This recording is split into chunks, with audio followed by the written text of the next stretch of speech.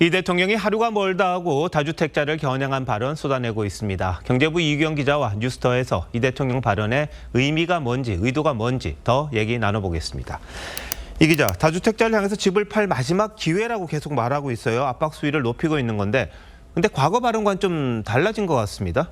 네, 이재명 대통령 대선 당시엔 한 유튜브에 출연해 다주택자에 대해 묻는 질문에는 세금은 가급적 손대지 않는 게 좋다고 본다며 부동산 정책은 손댈 때마다 문제가 된다고 했습니다.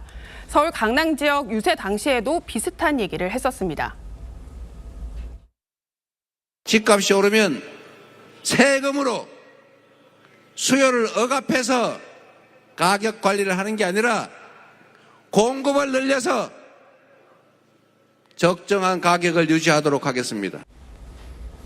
그런데 신년 기자회견 때부터는 발언 강도가 세졌습니다. 다주택자를 향해 이번 기회에 팔아라. 정부를 이기는 시장도 없다. 이렇게 강하게 압박하고 있는 겁니다. 네, 근데 이 대통령이 보면 직접 SNS를 통해 메시지를 내고 있습니다. 특별한 이유가 있습니까? 네, 먼저 이재명 대통령식 속도전이라는 얘기가 나옵니다. 법이나 제도를 바꾸는 데는 시간이 걸리지만 청와대 참모를 거치지 않고 직접 목소리를 내서 사실상의 정책 효과를 내겠다는 겁니다. 반면에 집값 안정에 대한 다급함이 강한 발언을 부추기는 것이라는 해석도 나옵니다.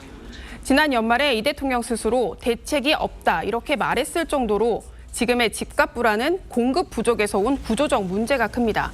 정부가 지난주 추가 공급 대책을 내놨지만 시장 반응은 미지근하죠.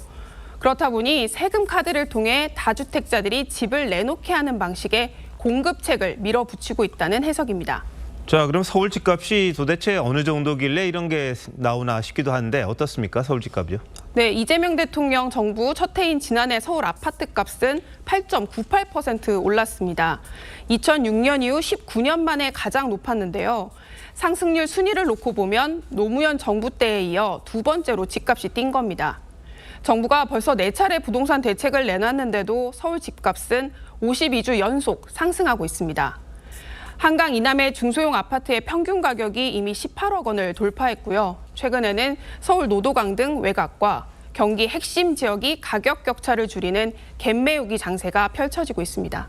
자, 그럼 결국 집값이 안정이 되지 않고 있다는 건데 그 남은 건 세금 카드입니까?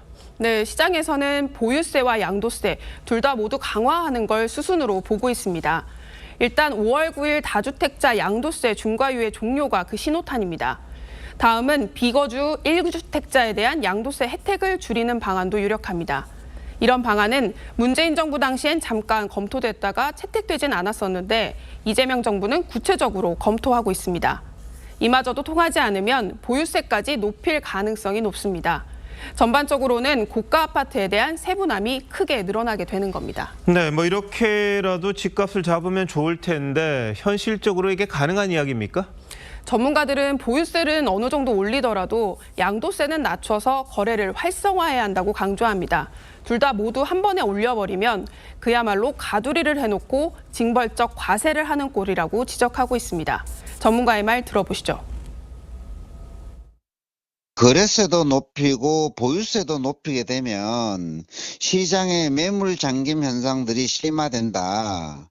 그래서 이제 매물 감소로 인해서 시장에 왜곡을 가져올 수 있다라고. 네, 뭐 시장이 이길지 정부가 이길지는 한번 재봐야겠군요. 이 기자 잘 들었습니다.